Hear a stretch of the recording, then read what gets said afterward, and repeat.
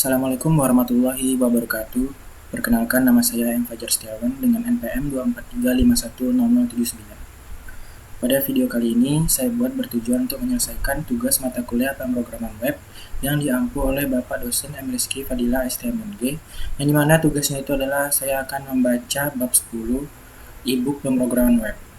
Baiklah, langsung saja ke bab 10-nya.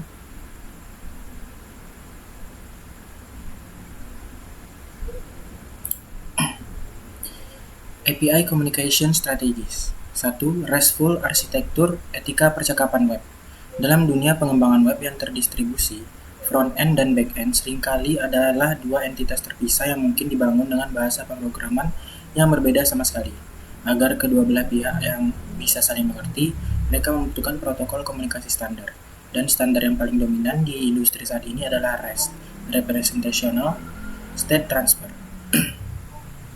REST bukanlah sebuah library atau kerangka kerja yang bisa kamu unduh, melainkan sebuah gaya arsitektur atau seperangkat aturan main tentang bagaimana sumber daya atau yang disebut resource harus dikelola di internet. Bayangkan REST sebagai tata krama makan di restoran mewah. Ada aturan jelas tentang bagaimana cara memanggil pelayan, bagaimana cara memesan, dan bagaimana cara membayar. Sehingga tidak terjadi kekacauan di ruang makan. Jika front-end ingin mengambil data pengguna, ia tidak boleh sembarangan berteriak, ia harus mengirim permintaan formal ke endpoint yang spesifik seperti get/user/123. Ketaatan pada aturan inilah yang membuat API menjadi predictable atau mudah ditebak, dan mudah digunakan oleh pengembang lain tanpa perlu membaca dokumentasi yang tebal. Salah satu pilar utama REST adalah penggunaan HTTP verbs atau kata kerja HTTP secara semantik, yang seringkali diabaikan oleh pengembang pemula yang malas. Banyak pemula yang tergoda untuk menggunakan POST untuk segala hal, mulai dari mengambil data, menyimpan, hingga menghapus hanya karena POST bisa membawa data dalam body. Padahal setiap kata kerja memiliki makna filosofisnya sendiri, yang dimana get hanya untuk mengambil data tanpa mengubah apapun di server, yang disebut idempotent, POST untuk membuat sumber daya baru, put untuk mengganti sumber daya secara keseluruhan, patch untuk memperbarui sebagian kecil data, dan delete untuk menghapus. Menggunakan kata kerja yang salah sama membingungkannya dengan mengangguk untuk bilang tidak, atau menggeleng untuk bilang iya. Semantik yang benar memungkinkan infrastruktur internet seperti cache, proxy, dan CDN untuk bekerja optimal, karena mereka tahu bahwa request get aman untuk disimpan di cache, sedangkan POST tidak. Selain kata kerja, elemen krusial lainnya dalam komunikasi REST adalah HTTP status code. Server tidak berbicara dengan suara manusia.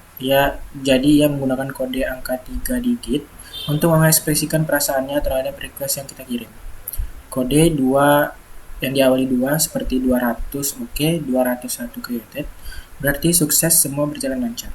Kode yang diawali 3 berarti barang sudah pindah, silahkan ke alamat baru. Kode yang diawali 4 seperti 400 bad request, 401 unauthorized, 404 not found. Adalah cara server menyalahkan klien, kamu yang salah, dan yang kamu minta tidak ada atau formatnya ngawur. Terakhir, kode yang diawali 5 seperti 500 internal server error adalah pengakuan dosa server. Maaf, saya yang salah, ada kabel yang putus di dapur saya. Mengembalikan status 200 OK padahal di dalamnya berisi pesan error gagal login adalah dosa besar dalam arsitektur REST karena membingungkan sistem monitoring otomatis. Arsitektur REST juga memegang teguh prinsip statelessness atau tanpa status, yang berarti server tidak boleh menyimpan ingatan apapun tentang interaksi sebelumnya dengan klien yang sama. Seperti setiap request yang dikirim harus memuat semua informasi yang diperlukan agar server bisa memahaminya, termasuk token autentikasi. Server tidak boleh berkata, oh ini request dari Budi yang baru saja login. Server harus melihat token di setiap request dan memverifikasinya ulang setiap saat. Konsep ini mungkin terdengar tidak efisien, tapi inilah kunci skalabilitas masif di cloud. Karena server tidak perlu mengingat sesi pengguna di memori RAM, kita bisa dengan mudah menambah jumlah server yang disebut horizontal scaling, tanpa pusing memikirkan sinkronisasi memori antara server. Request pertama Budi bisa dilayani server A, dan request kedua dilayani server B tanpa masalah sama sekali. Prinsip lain yang disebut HTOAS atau kepanjangan atau singkatan dari Hypermedia as the Engine of Application State. Meskipun ini adalah bagian yang paling jarang diimplementasikan secara sempurna, konsep ini menyarankan agar respon API tidak hanya berisi data mentah, tetapi juga tautan atau links ke aksi-aksi selanjutnya yang mungkin dilakukan. Misalnya, respon data produk bisa menyertakan link untuk beli produk ini, atau lihat ulasan produk ini. Ini menjadikan API bisa dieksplorasi sendiri, yang disebut self-discoverable. Mirip seperti menjelajah website biasa dengan mengklik link, meskipun idealis dalam praktisnya banyak tim engineering melewatkan HTOAS karena menganggap terlalu rumit dan membebani ukuran respon JSON. Lebih memilih mengandalkan dokumentasi eksternal seperti Swagger atau OpenAPI. Menjadi arsitek RESTful yang baik berarti kamu harus disiplin menahan diri untuk tidak menciptakan aturan sendiri yang aneh-aneh. Ikuti standar industri yang sudah ada, gunakan URL yang mempresentasikan kata benda, bukan kata kerja, misalnya /product, bukan /getProducts, dan manfaatkan fitur protokol HTTP semaksimal mungkin. API yang baik adalah API yang membosankan. Membosankan karena berperilaku persis seperti yang diharapkan semua orang, tanpa kejutan ketika antarmuka komunikasimu standar. Tim front-end dan back-end bisa bekerja secara independen dengan kecepatan tinggi, karena kontrak kerjanya sudah jelas dan disepakati bersama. 2. JSON dan data formatting bahasa persatuan. Jika HTTP adalah kabel teleponnya, maka JSON, singkatan dari JavaScript Object Notation, adalah bahasa yang digunakan dalam percakapan di telepon tersebut. 2 dekade lalu, dunia web didominasi oleh XML, kepanjangan dari Extensible Markup Language, yang sangat verbose, penuh dengan tag pembuka dan penutup yang memakan bandwidth dan sulit dibaca manusia. JSON hadir sebagai penyelamat dengan format yang jauh lebih ringkas, ringan, dan secara alami selaras dengan struktur objek di JavaScript. Hari ini, JSON telah menjadi standar de facto untuk pertukaran data, tidak hanya di web tetapi juga di konfigurasi sistem, database, NoSQL, dan komunikasi antar layanan mikro. Kesederhanaan JSON yang hanya terdiri dari key value pairs, array, dan tipe data primitif membuatnya bisa diproses dengan sangat cepat oleh mesin apapun, dari server superkomputer hingga jam tangan pintar. Namun kita harus ingat bahwa saat data terbang melintasi jaringan internet, ia tidak terbang dalam bentuk objek JavaScript yang hidup. Kabel internet hanya bisa menghantarkan teks atau string atau byte binary. Oleh karena itu, terjadi proses yang disebut serialization atau yang disebut marshalling. Di sisi pengirim, di mana objek data diubah menjadi string JSON panjang. Di sisi penerima, terjadi proses kebalikannya, yaitu deserialization, di mana string tersebut diurai kembali menjadi objek memori yang bisa dimanipulasi kode. Di JavaScript, kita menggunakan JSON.stringify untuk serialisasi dan JSON.parse untuk deserialisasi. Operasi ini, meskipun tidak sepele, adalah operasi sinkron yang memblokir CPU, memparsing string JSON berukuran 50 MB, bisa membekukan server Node.js kamu selama beberapa detik. Jadi berhati-hatilah dengan ukuran payload data yang kamu kirim. Masalah arsitektural yang sering muncul dalam penggunaan JSON adalah ketidakkonsistenan format respon. Hari ini backend mengirim users, besok mengirim data, dan lusa mengirim array langsung. Ketidakkonsistenan ini membuat kode front-end menjadi penuh dengan pengecekan kondisi yang defensif dan rentan bug. Untuk mengatasinya, arsitek senior biasanya menerapkan envelope pattern, yang berarti pola amplop. Dalam pola ini, setiap respon API selalu dibungkus dalam struktur objek standar yang sama, biasanya memisahkan antara data atau payload utama dan meta atau informasi tambahan seperti pagination atau status. Dengan amplop yang konsisten, front-end bisa membuat satu fungsi pembungkus yang disebut wrapper global untuk menangani semua request dengan cara yang seragam. Contoh struktur envelope yang baik terlihat seperti status sukses data meta page 1 total 100. Jika terjadi error, strukturnya berubah menjadi status error message input tidak valid kode 4001. Perhatikan adanya kode error internal aplikasi, yaitu 4001, yang terpisah dari status HTTP. Ini penting karena HTTP status code jumlahnya terbatas dan terlalu umum. Dengan kode error aplikasi sendiri, front-end bisa menampilkan pesan yang sangat spesifik kepada pengguna. Misalnya membedakan antara saldo tidak cukup dan rekening tujuan tidak ditemukan. Meskipun keduanya sama-sama berstatus HTTP 400, bad request, standarisasi format ini adalah kunci dari komunikasi yang sehat dan scalable. Isu lain dalam format data adalah penanganan tipe data yang tidak didukung oleh JSON, seperti date atau undefined. JSON tidak mengenal tipe tanggal, ia hanya mengenal string. Jadi ketika kamu mengirim objek tanggal new date, ia akan dikonversi menjadi string format ISO 8601 2023 string 2023 1025 T100000Z. Di sisi penerima, string ini tidak otomatis berubah kembali menjadi objek date, ia tetap string. Frontend harus secara manual mengkonversinya kembali jika ingin melakukan operasi tanggal.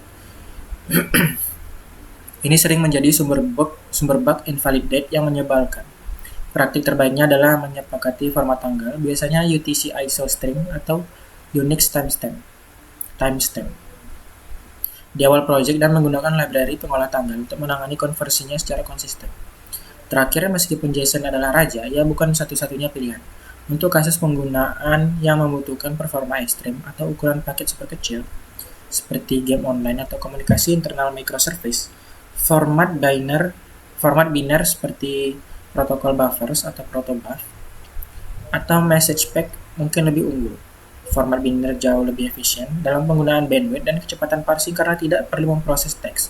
Namun trade-off-nya adalah data biner tidak bisa dibaca manusia atau yang disebut not human readable, yang menyulitkan proses debugging. Untuk 99% aplikasi web standar, JSON tetaplah pilihan terbaik karena keseimbangan sempurna antara efisiensi mesin dan keterbacaan manusia. 3. GraphQL Overview. Mengambil sesuai keputusan.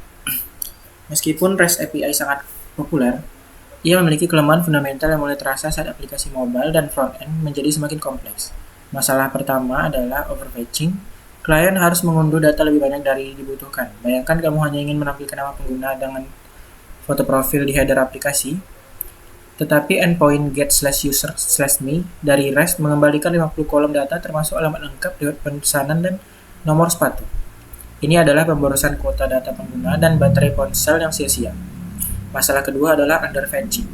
Satu endpoint tidak menyediakan cukup data, sehingga klien harus melakukan request tambahan atau N+1 problem untuk menampilkan satu halaman profil. Kamu mungkin harus memanggil /user/1, lalu /user/1/post, lalu /user/1/friends, menciptakan efek waterfall request yang lambat. Facebook menghadapi masalah ini pada tahun 2012 dan menciptakan solusi bernama GraphQL. Berbeda dengan REST yang berbasis resource atau banyak endpoint, GraphQL berbasis graph atau satu endpoint tunggal dan menyediakan bahasa query yang fleksibel. Dengan GraphQL, klien memiliki kuasa penuh untuk menentukan struktur data yang mereka inginkan. Klien bisa mengirim query, tolong berikan saya data user dengan ID 1, tapi saya cuma butuh field, nama, dan avatar saja. Server akan membalas dengan JSON yang persis seperti pesanan tersebut. Persis, tidak lebih dan tidak kurang. Ini seperti makan di restoran prasmanan atau buffet, di mana kamu mengambil lauk sesukamu dibandingkan REST yang seperti menu set meal yang tidak bisa diubah isinya. Jantung dari GraphQL adalah skema, sebuah kontrak tipe data yang kuat yang disebut strongly typed, yang mendefinisikan apa saja yang tersedia di API. Skema berfungsi sebagai dokumentasi hidup yang bisa divalidasi secara otomatis. Jika front-end mencoba meminta field yang tidak ada di skema, tools pengembangan akan langsung memberi peringatan error bahkan sebelum kode dijalankan. Ini sangat berbeda dengan REST, di mana kita harus sering menebak-nebak nama field atau membuka dokumentasi PDF yang sudah kadaluarsa. Skema GraphQL juga memungkinkan fitur introspection, di mana tools seperti GraphQL atau Apollo Sandbox bisa menelusuri seluruh dokumentasi API secara otomatis, memberikan pengalaman pengembang atau disebut developer experience yang luar biasa. Dalam GraphQL, operasi dibagi menjadi dua jenis utama: query untuk mengambil data setara dengan get di REST, dan mutation untuk mengubah data setara dengan post, put, delete di REST. Semua request GraphQL dikirim menggunakan metode HTTP POST ke satu endpoint yang sama, biasanya /GraphQL, yang kadang membingungkan sistem caching HTTP tradisional, caching, karena semua request terlihat sama, post ke URL yang sama. Kita tidak bisa lagi mengandalkan caching browser bawaan atau CDN semudah di REST. Ini adalah salah satu trade-off terbesar GraphQL. Kompleksitas caching berasal dari level jaringan ke level aplikasi. Klien seperti Apollo Client atau Relay harus mengelola cache internal yang rumit. Kritik lain terhadap GraphQL adalah kompleksitas implementasi di sisi backend. Membuat server GraphQL yang efisien jauh lebih sulit daripada membuat server REST sederhana. Developer backend harus memikirkan masalah resolver N+1, di mana satu query bersarang yang dalam bisa memicu ribuan query database secara tidak sengaja, membunuh performa server. Selain itu, memberikan kebebasan penuh kepada klien untuk melakukan query apa saja bisa berbahaya. Peretas bisa mengirim query yang sangat kompleks dan dalam, yang disebut deeply nested query, untuk membuat server overload atau serangan DLS. Oleh karena itu, server GraphQL membutuhkan mekanisme pengamanan tambahan seperti query depth limiting atau complexity analysis. Jadi kapan harus memilih GraphQL dibanding REST? Gunakan GraphQL jika aplikasimu memiliki relasi data yang sangat kompleks, seperti media sosial, melayani banyak klien yang membutuhkan data yang berbeda, seperti web, iOS, Android, smartwatch, atau jika kamu mengurangi jumlah request jaringan secara durasi di area dengan koneksi internet buruk. Namun untuk aplikasi sederhana dengan pola akses data yang lurus dan standar, REST tetaplah solusi yang sederhana, lebih mudah di-cache, dan lebih matang. GraphQL bukanlah pengganti REST untuk segala situasi, ia adalah alat spesialis untuk masalah spesifik dalam distribusi data yang fleksibel. 4. Fetching data. Alat panggil server. Setelah memahami protokol seperti REST atau GraphQL, dalam format data JSON, kita membutuhkan alat teknis di kode JavaScript untuk benar-benar melakukan panggilan telepon ke server. Selama bertahun-tahun, secara standar melakukan ini adalah menggunakan objek XML HTTP request seperti AJAX, yang API-nya sangat buruk, bertele-tele, dan berbasis callback hell. Untungnya, browser modern kini menyediakan API bawaan yang jauh lebih efisien bernama Fetch. Fetch berbasis promise yang memungkinkannya digunakan bersamaan sintaks async atau await modern, check response, dan await rest.json. Karena Fetch adalah fitur natif browser, kita tidak perlu menginstal library tambahan apapun yang menjaga ukuran aplikasi tetap kecil. Namun, Fetch memiliki beberapa perilaku unik yang sering menjebak pemula. Salah satunya adalah cara Fetch menangani error. Secara default, Fetch tidak akan menganggap status HTTP 404 atau 500 sebagai error yang harus di-catch. Bagi Fetch, selama request berhasil terkirim dan server membalas apapun balasannya, itu dianggap sukses. Promise Fetch hanya akan reject atau gagal jika terjadi masalah jaringan, misalnya offline atau DNS error. Ini berarti kita harus selalu melakukan pengecekan manual if not respond.ok. Setelah memanggil fetch untuk menangani error status HTTP, ini berbeda dengan perilaku library pihak ketiga yang biasanya otomatis melempar error jika statusnya bukan 200. Karena keterbatasan fetch mentah inilah, banyak developer masih memilih menggunakan Axios, sebuah library HTTP client paling populer di ekosistem JavaScript. Axios menawarkan quality of life improvement yang signifikan. Ia otomatis mengubah JSON menjadi objek seperti tidak perlu JSON lagi, otomatis melempar error pada status yang diawali 4 atau yang diawali 5, dan memiliki fitur interceptor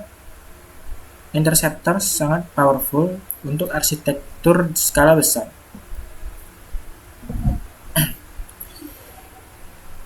Memungkinkan kita mencegah setiap respon atau request atau respon yang keluar masuk aplikasi. Kita bisa menggunakan interceptor untuk menyuntikkan token autentikasi ke setiap header request secara otomatis, atau menangani error 401, token expired di suatu tempat sentral untuk melogout user, alih-alih menulis ulang logika yang sama di setiap komponen. Aspek krusial lain dalam pengambilan data adalah penanganan timeout.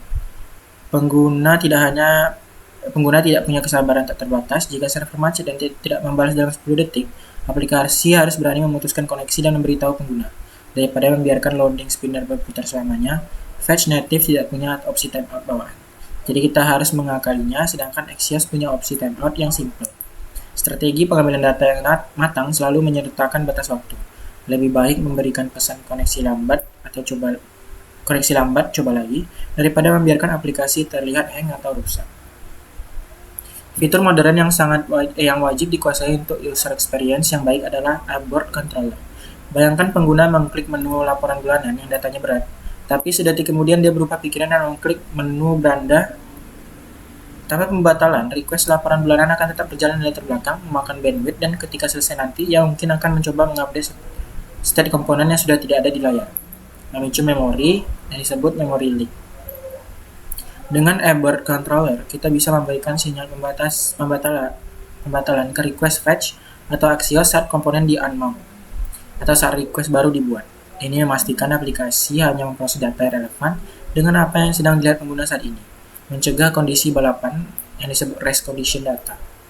Kesimpulannya, pemilihan antara Fetch dan Axios adalah soal trade-off antara kenyamanan, developer experience, dan ukuran bundle. Untuk proyek kecil atau yang sangat sensitif terhadap performa loading, Fetch Native dengan sedikit wrapper function buatan sendiri yang sudah sangat cukup. Namun untuk aplikasi enterprise yang kompleks dengan kebutuhan autentikasi sentral, retry logic, dan interceptors, Axios masih menjadi juara bertahan yang layak digunakan. Yang terpenting bukan alatnya, tetapi strategi di baliknya. Bagaimana kamu menangani error, loading state, timeout, dan pembatalan request. 5. API Security Basic. Satpam gerbang digital. Membuka API ke publik sama dengan membuka pintu rumahmu lebar-lebar. Kamu harus punya satpam yang memeriksa siapa yang masuk agar rumahmu tidak dijarah. Mekanisme pertahanan pertama yang paling sering ditemui developer front-end adalah CORS, singkatan dari Cross Origin Resource Sharing. Banyak pemula yang membenci source karena sering memblokir request mereka dengan pesan error merah di konsol, padahal source adalah pahlawan yang melindungi pengguna. Source juga kebijakan keamanan browser, bukan server, yang mencegah website jahat, misalnya evil.com. Membaca data pribadimu dari website lain, misalnya bank.com. Tempat kamu sedang login tanpa source, script di evil.com bisa diam-diam memanggil API bank.com menggunakan cookie sesimu dan mencuri saldo. Cara kerja source sederhana. Sebelum browser mengirim request lintas domain yang berbahaya seperti post dengan JSON, ia mengirim request pendahuluan kecil bernama pre-flag request. Metodenya options. Request ini bertanya ke server, "Hey, apakah domain asal saya, myapp.com, boleh mengakses kamu?" Jika server membalas dengan header access control origin yang sesuai, barulah browser mengirim request asli. Sebagai developer front-end, kamu tidak bisa memperbaiki error source di sisi klien. Error source adalah cara server bilang kamu tidak diundang. Solusinya selalu ada di konfigurasi server backend yang harus secara eksplisit mengizinkan domain front-endmu untuk masuk. Pertahanan lapisan kedua adalah rate limiting, pembatasan laju. API adalah sumber daya komputasi yang mahal. Jika satu penggunaan mengirim 10.000 request per detik, server bisa tumbang atau down, dan tidak bisa melayani pengguna lain. Serangan semacam ini disebut DOS, Denial of Service. Rate limiting membatasi jumlah request yang boleh dikirim oleh satu IP atau satu user dalam jangka tertentu. Misalnya maksimal 60 request per menit. Jika kamu melanggar batas ini, server akan membalas dengan status 429 too many request. Di sisi front-end, kita harus menangani status 429 ini dengan bijak. Misalnya dengan menerapkan mekanisme exponential backoff, tunggu 1 detik, lalu 2 detik, lalu 4 detik, sebelum mencoba request lagi. Bukan malah meretry terus-menerus yang memperburuk keadaan. Mekanisme identifikasi yang paling umum adalah penggunaan API keys. API key adalah string rahasia panjang yang berfungsi sebagai tiket masuk. Namun aturan emas keamanan front-end adalah jangan pernah menyimpan secret API key di kode front-end. Kode front-end bersifat publik, siapa saja bisa klik kanan, view source, dan melihat kuncimu. Jika API key layanan pihak ketiga seperti Firebase atau Google Maps harus ditaruh di front-end, pastikan key tersebut sudah dibatasi atau restricted. Pengaturannya di dashboard penyedia layanan agar hanya bisa dipakai dari domain web kamu atau HTTP referral restriction. Untuk layanan sensitif, front-end sebaiknya tidak memanggil API pihak ketiga langsung, melainkan memanggil back-end sendiri. Dan biarkan back-end yang aman yang memanggil API pihak ketiga tersebut atau disebut proxy. Keamanan API juga mencakup validasi input yang ketat. Jangan pernah percaya data yang dikirim dari klien meskipun sudah memvalidasi form di front-end. Peretas biasa mematikan JavaScript atau menggunakan tools seperti Postman untuk mengirim data sampah atau berbahaya, seperti script XSS atau SQL injection, langsung ke API. Keamanan front-end hanyalah untuk kenyamanan UX atau user experience, sedangkan keamanan sejati ada di back-end, namun front-end berperan penting dalam menerapkan praktik keamanan standar seperti menggunakan HTTPS, enkripsi data di perjalanan, dan menyimpan token autentikasi dengan aman, misalnya di HTTP only cookie, daripada local storage yang rentan XSS. Kesimpulannya, keamanan bukanlah fitur yang ditambahkan di akhir proyek, melainkan pola pikir yang harus ada sejak baris kode pertama. Sebagai front-end developer, kamu mungkin tidak mengkonfigurasi firewall server, tapi pemahamanmu tentang source, penanganan token yang aman, dan kerentanan exposure API key yang sangat menentukan apakah aplikasimu menjadi benteng yang kokoh atau rumah kartu yang mudah roboh. Jadilah developer yang paranoid secara sehat, asumsikan jaringan itu tidak aman, dan lindungi datamu berlapis-lapis. 6. Integrasi keislaman, adab komunikasi, dan muamalah digital. Dalam Islam, komunikasi bukan sekedar pertukaran suara atau teks, melainkan amanah yang harus disampaikan dengan qaulan sadida, yang artinya perkataan yang benar atau tepat. Arsitektur RESTful mengajarkan kita tentang pentingnya ketepatan niat dan tindakan. Menggunakan HTTP first yang salah, misalnya menggunakan GET yang dimana seharusnya aman atau safe, untuk melakukan operasi delete menghapus data, adalah bentuk ketidakjujuran protokol. Sebagaimana Rasulullah SAW mengajarkan kita untuk berbicara dengan jelas agar tidak menimbulkan kesalahpahaman. Seorang pengembang harus menggunakan metode komunikasi yang semantik dan standar agar lawan bicara, klien atau server, memahami maksud permintaan tanpa ambiguitas. Ketepatan ini mencegah kacauan atau chaos dalam sistem pertukaran informasi. Masalah overfetching, mengambil data berlebihan, yang diselesaikan oleh GraphQL sangat relevan dengan larangan israf, berlebih-lebihan, dan tabzir, pemborosan. Allah berfirman dalam surat Al-A'raf ayat 31 yang berbunyi, "Makan dan minumlah dan janganlah berlebih-lebihan." Mengunduh data profil lengkap padahal hanya membutuhkan nama dan foto adalah bentuk pemborosan bandwidth dan sumber daya server yang sia-sia. GraphQL mengajarkan prinsip qanaah, merasa cukup, dan efisiensi. Kita hanya meminta apa yang benar-benar kita butuhkan. Ini disebut hajah, tidak kurang dan tidak lebih. Sikap ini mencerminkan kedewasaan dalam mengelola sumber daya alam maupun sumber daya digital. Standarisasi format data menggunakan JSON dan pola envelope pembungkus respon standar adalah implementasi dari prinsip wudu, kejelasan atau transparansi. Dalam muamalah, dalam hukum dagang Islam, akad jual beli harus jelas barang, harga, dan syaratnya agar tidak terjadi gharar, yang berarti ketidakjelasan yang memicu sengketa. Dengan menyepakati kontrak struktur data yang baku antara front-end dan back-end, kita menghilangkan potensi konflik dan kebingungan atau confusion, memastikan bahwa kedua belah pihak memiliki pemahaman yang sama atas data yang dipertukarkan. Ini adalah bentuk menjaga harmoni dalam kerjasama tim. Mekanisme source, cross-origin resource sharing, dan rate limiting mengajarkan kita tentang adab istizan, yang artinya meminta izin, dan menahan diri dari kezaliman, mengakses API orang lain tanpa izin, melanggar source, atau membombardir server dengan ribuan request tanpa rate limiting. Adalah perilaku intrusif yang mirip dengan memasuki rumah orang tanpa salam atau membebani orang lain di luar kesanggupannya. Islam sangat menjunjung tinggi privasi dan batas kepemilikan. API key dan token adalah kunci rumah yang harus dijaga. Menggunakannya dengan bijak dan sesuai batas kota adalah cerminan akhlak yang seorang tamu yang tahu diri di ranah digital. Terakhir, penanganan error handling yang baik dalam komunikasi API mencerminkan sifat nasihat dan rahmah atau kasih sayang. Penggunaan Ketika pengguna melakukan kesalahan input, server tidak boleh sekedar diam atau melempar kode error yang kasar. 5000 Internal Server Error tanpa penjelasan. Server harus memberikan balasan yang informatif dan membimbing, misalnya 400 bad request dengan pesan format email salah. Membantu pengguna memperbaiki kesalahannya, ini sejalan dengan prinsip dakwah, ajaklah ke jalan Tuhanmu dengan hikmah dan pengajaran yang baik.